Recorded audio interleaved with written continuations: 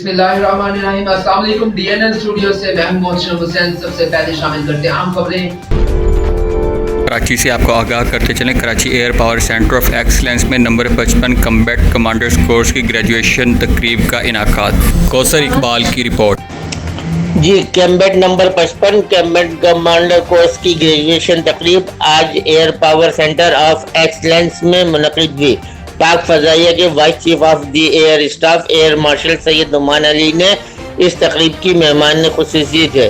मेहमान ख़ुसूसी ने कोर्स के शुरा से खिताब करते हुए कहा कि शानदार तरबियत पाक फ़ज़ाइया का हमेशा से वतीरा रहा है और हम इसे हमगीर रखेंगे।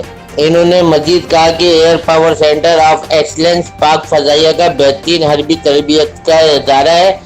इसने मुस्तकबिल के लड़ाका हवाबाजों की शानदार फ़ज़ाई हरबी सलाहियतों को निखारने में मरकज़ी किरदार अदा किया है। इन्होंने PAF के एलिट इदारे में उभरते हुए जंगी तस्वुरात को नफाज पर भी अपने इत्मीनान का इज़हार किया है। Air marshal Syed Noman Ali vice chief of the air staff Pakistan air force ने ग्रेजुएट होने वाले अफसरान को आला कारकर्दगी और पेशावराना महारत पर सर्टिफिकेट्स और ट्रॉफियाँ भी दी।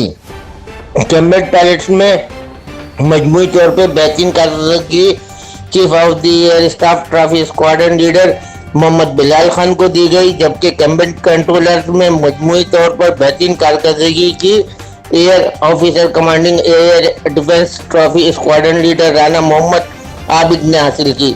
तकरीब में पाक फ़ज़ाइया के प्रिंसिपल स्टाफ ऑफिसर्स और फील्ड कमांडर ने शिरकत की। सैयद कौसर इकबाल, कराची।